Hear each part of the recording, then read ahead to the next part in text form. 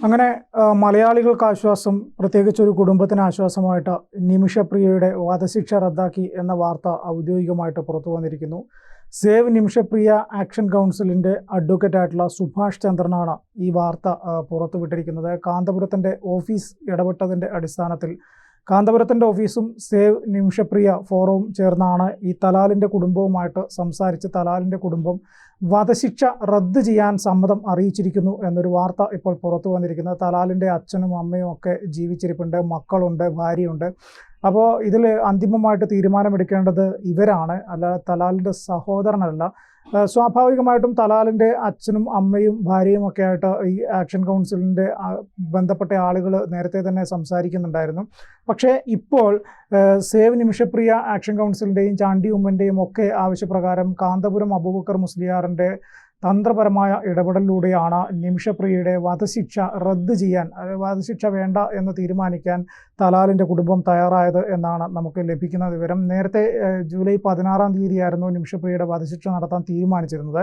അതിന് തൊട്ടു മുന്നേ നടത്തിയ ചില ചർച്ചകളിൽ വധശിക്ഷ മരവിപ്പിക്കാനുള്ള തീരുമാനമാണ് എടുത്തിരുന്നത്. റദ്ദ് ചെയ്യാനുള്ള തീരുമാനം ഇന്നലെയോടുകൂടിയാണ് വന്നിരിക്കുന്നത്. ഇതിൽ ഇടപെട്ടിരിക്കുന്നത് യമനിലെ തരിമിയിൽ നിന്നുള്ള പണ്ഡിതനായ ഹബീബ് ഉമർ ബിൻ ഫഹിൽ നിയോഗിച്ച യമൻ പണ്ഡിത സംഘത്തിന് പുറമെ ഉത്തര യമനിലെ ഭരണാധികാരികളും രാജ്യാന്തര നയതന്ത്ര ഉദ്യോഗസ്ഥരും പങ്കെടുത്ത മധ്യസ്ഥ ചർച്ചകളിലാണ് തീരുമാനം ഉണ്ടായത് എന്നാണ് ഈ AP അബൂബക്കർ മുസ്ലിയാർ കാന്തപുരത്തിൻ്റെ ഓഫീസിൽ നിന്ന് ഔദ്യോഗികമായിട്ട് അറിയിച്ചിരിക്കുന്നത്. നിമിഷപ്രിയയുടെ മോചനം അല്ലെങ്കിൽ നിമിഷപ്രിയയുമായി ബന്ധപ്പെട്ട ചർച്ചകളുടെയൊക്കെ വിശദാംശങ്ങൾ ഇന്ത്യയിൽ, പ്രത്യേകിച്ച് കേരളത്തിൽ ഔദ്യോഗികമായിട്ട് ഇപ്പോൾ അറിയിച്ചുകൊണ്ടിരിക്കുന്നത് കാന്തപുരത്തിൻ്റെ ഓഫീസാണ്. കാരണം കാന്തപുരത്തിൻ്റെ ഇടപെടലുകൾ അവിടുത്തെ പണ്ഡിതന്മാരുമായിട്ട് ബന്ധപ്പെട്ടിട്ടാണ്.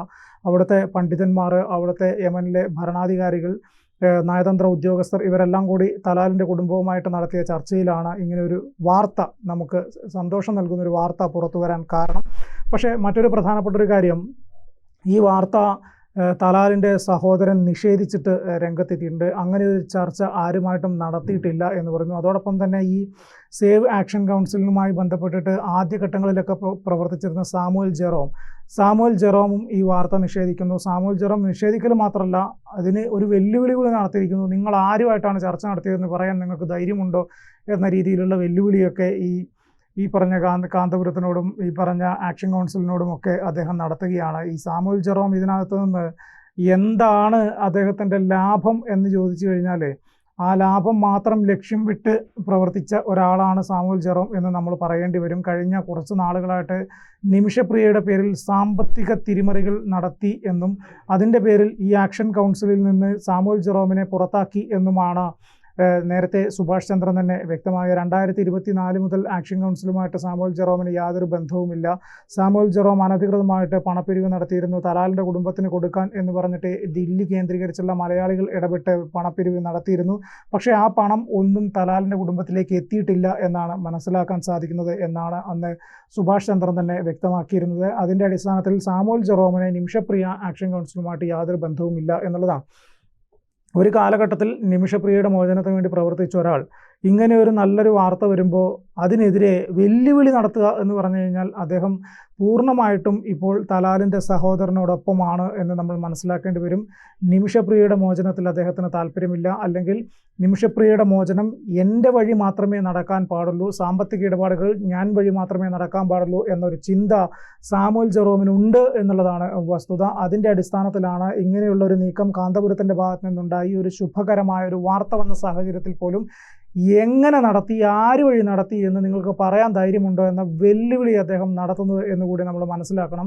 മറ്റൊരു പ്രധാനപ്പെട്ട ഒരു കാര്യം, ഇതിൽ കേന്ദ്ര സർക്കാർ ഇടപെട്ടിട്ടില്ല. കേന്ദ്ര സർക്കാരിൻ്റെ ചർച്ചയുടെ ഫലമായിട്ടല്ല ഇങ്ങനൊരു തീരുമാനം വന്നത് എന്നും കാന്തപുരത്തിൻ്റെയും സേവ് നിമിഷപ്രിയ ആക്ഷൻ കൗൺസിൽ ഇൻ്റർനാഷണലിൻ്റെയും തന്ത്രപരമായ ഇടപെടലിലൂടെയാണ് ഇങ്ങനെ ഒരു തീരുമാനത്തിലേക്ക് എത്തിയത് എന്നും സുഭാഷ് ചന്ദ്രൻ പറയുകയുണ്ടായി. സുഭാഷ് ചന്ദ്രനാണ് സേവ് നിമിഷപ്രിയ ആക്ഷൻ കൗൺസിലിൻ്റെ അഡ്വക്കേറ്റായിട്ട് പ്രവർത്തിക്കുന്നത്. അദ്ദേഹമാണ് യമനിൽ പോവുകയും അവിടെ ജയിലിൽ പോയി നിമിഷപ്രിയയെ കാണുകയും ഒക്കെ ചെയ്തിരിക്കുന്നത്. എന്തായാലും നിമിഷപ്രിയയുടെ മോചനവുമായി ബന്ധപ്പെട്ട് ശുഭകരമായ ഒരു വാർത്ത വന്നിരിക്കുന്നു എന്നതാണ്. നിമിഷപ്രിയയുടെ മോചനം ചിലപ്പോൾ വൈകാൻ സാധ്യതയുണ്ട്. കാരണം ഇനി ഒരുപാട് ചർച്ചകൾ നടക്കാനുണ്ട്. ആ ചർച്ചകളിൽ ദിയാദനം എത്ര എന്നതൊക്കെ ചർച്ച നടത്തിയതിന് ശേഷം മാത്രമേ നിമിഷപ്രിയയുടെ മോചനത്തിന് സാധ്യമാകുകയുള്ളൂ. നമുക്കറിയാം, നമ്മുടെ മുന്നിൽ അബ്ദുൾ റഫീഖ് എന്നാണെന്ന് തോന്നുന്നു, കോഴിക്കോട് സ്വദേശിയുടെ ഒരു സൗദി ജയിലിൽ കിടക്കുന്ന ഒരു വാർത്ത നമ്മൾ കേൾക്കുകയും ചെയ്യാത്ത കുറ്റത്തിനാണ് അദ്ദേഹം ജയിലിൽ കിടക്കുന്നത് എന്ന് പറഞ്ഞ് ഏകദേശം 40 ചില്ലറ കോടി രൂപ മലയാളികൾ ചുരുങ്ങിയ ദിവസം കൊണ്ട് പിരിച്ച് നൽകുകയും ചെയ്തു. 36 കോടി എങ്ങാണ്ട്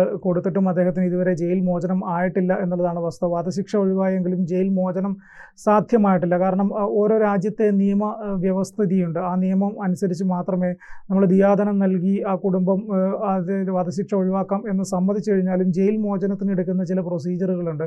ആ പ്രൊസീജിയറുകളുടെ അടിസ്ഥാനത്തിൽ അദ്ദേഹത്തിൻ്റെ ജയിൽ മോചനം വൈകിയിരിക്കാൻ. അതുപോലെ തന്നെയാണ് ഇപ്പോൾ നിമിഷപ്രിയയുടെയും കേസ് വരാൻ പോകുന്നത്. വധശിക്ഷ ഏതായാലും ഒഴിവായി കിട്ടി എന്ന് നമുക്ക് അറിയാൻ സാധിച്ചിരിക്കുന്നു. അതിനുശേഷം ഇനി എത്ര കോടി രൂപ ദിയാദനം ആവശ്യപ്പെടും എന്നുള്ളതാണ്. ഇനിയിപ്പോൾ തലാലിൻ്റെ സഹോദരനുമായിട്ട് സംസാരിക്കാനുള്ള, അല്ലെങ്കിൽ തലാലിൻ്റെ സഹോദരൻ്റെ ഔദ്യോഗിക വേർഷൻ്റെ ഒന്നും വലിയ കാര്യമുണ്ടാവും തോന്നുന്നില്ല. കാരണം അദ്ദേഹവുമായിട്ട് സംസാരിക്കാനുള്ള സാധ്യതയും വളരെ കുറവാണ്.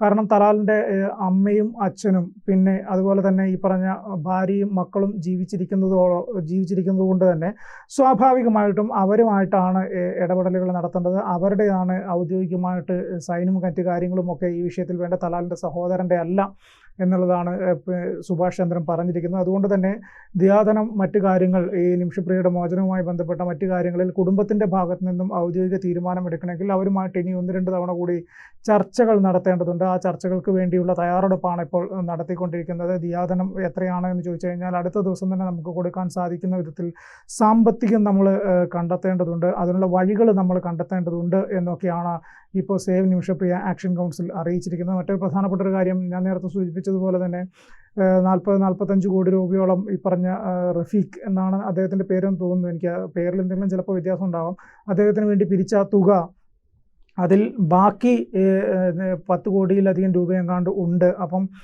നിമിഷപ്രിയയുടെ കുടുംബം അത് ആവശ്യപ്പെടുകയാണെങ്കിൽ ഈ പറഞ്ഞ നിമിഷപ്രിയയുടെ മോചനത്തിന് വേണ്ടി അതിൽ നിന്ന് തുക നൽകാൻ തയ്യാറാണ് എന്നാണ് പറഞ്ഞിരിക്കുന്നത്. അതോടൊപ്പം തന്നെ ബോബി ചെമ്മണ്ണൂർ ബോച്ചെ 1 കോടി രൂപ നൽകാനും തയ്യാറായിട്ടുണ്ട്. 1 കോടി രൂപ നിമിഷപ്രിയയുടെ മോചനത്തിന് വേണ്ടി നൽകാം. ബാക്കി ഞാൻ ഇറങ്ങി പണം പിരിവ് നടത്താൻ തയ്യാറാണ് എന്നാണ് ബോച്ചെ തന്നെ വ്യക്തമാക്കിയിരിക്കുന്നത്. എന്തായാലും നിമിഷപ്രിയയുടെ മോചനവുമായി ബന്ധപ്പെട്ട് സാമ്പത്തികം നൽകിയിട്ട് നിമിഷപ്രിയയെ മോചിപ്പിക്കുന്നതിന് യാതൊരു തടസ്സവും ഉണ്ടാവില്ല എന്നാണ് നമുക്ക് മനസ്സിലാകുന്നത്. കാരണം നിമിഷപ്രിയയുടെ മോചനത്തിന് വേണ്ടി മലയാളികൾ ഒന്നടങ്കം ആഗ്രഹിക്കുന്നുണ്ട്. നമുക്കറിയാം, നിരവധി ആളുകൾ ഇതേപോലെ തന്നെ ചെയ്ത കുറ്റത്തിനും ചെയ്യാത്ത കുറ്റത്തിനും ഒക്കെ ആയിട്ട് വിദേശത്തെ പല ജയിലുകളിൽ കഴിയുന്നുണ്ട് എന്നുള്ളൊരു വസ്തുത നമുക്കറിയാം. അതുകൊണ്ട് തന്നെ പക്ഷേ ഇതുപോലെ വാർത്തകളിൽ നിറഞ്ഞു നിൽക്കുന്ന, അല്ലെങ്കിൽ വാർത്തകളിലൂടെ ജനശ്രദ്ധ നേടിയ കേസുകളിൽ മാത്രമേ ഇത്തരത്തിൽ ഇടപെടലുകൾ ഉണ്ടാകാറുള്ളൂ. മറ്റുള്ളതൊക്കെ ആ കുടുംബത്തിൻ്റെ സങ്കടം മാത്രമായി ഒതുങ്ങി പോകുന്ന കാഴ്ചകൾ നമ്മൾ കണ്ടിട്ടുണ്ട്. അതിൽ കുറേ കേസുകളൊക്കെ ചെയ്യാത്ത കുറ്റത്തിന് യാദൃശ്ചികമായിട്ട് ജയിലിൽ കിടന്ന് ജീവിതം അവിടെ തീർന്നു പോകുന്ന ഒരുപാട് ആളുകളുണ്ട്.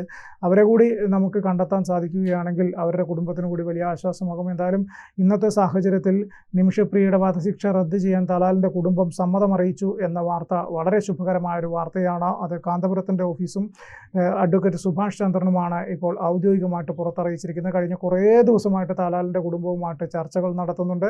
പക്ഷേ ചർച്ചകളുടെ വിശദാംശങ്ങളൊന്നും ആ ഒരു ഘട്ടത്തിൽ പുറത്തുവിടാൻ സാധിക്കായിരുന്നില്ല. പക്ഷേ ഇപ്പോൾ ഔദ്യോഗികമായിട്ട് അവർ അംഗീകരിച്ചിരിക്കുന്നു. തലാലിൻ്റെ കുടുംബം നിമിഷപ്രിയയുടെ വധശിക്ഷ റദ്ദ് ചെയ്യാൻ തീരുമാനിച്ചിരിക്കുന്നു എന്നതാണ് വാർത്ത. കൂടുതൽ വാർത്തകളും വിശേഷങ്ങളും നിങ്ങളിലേക്ക് എത്താൻ ABC മലയാളം സബ്സ്ക്രൈബ് ചെയ്യുക, ബെൽ ബട്ടണും അമർത്തുക.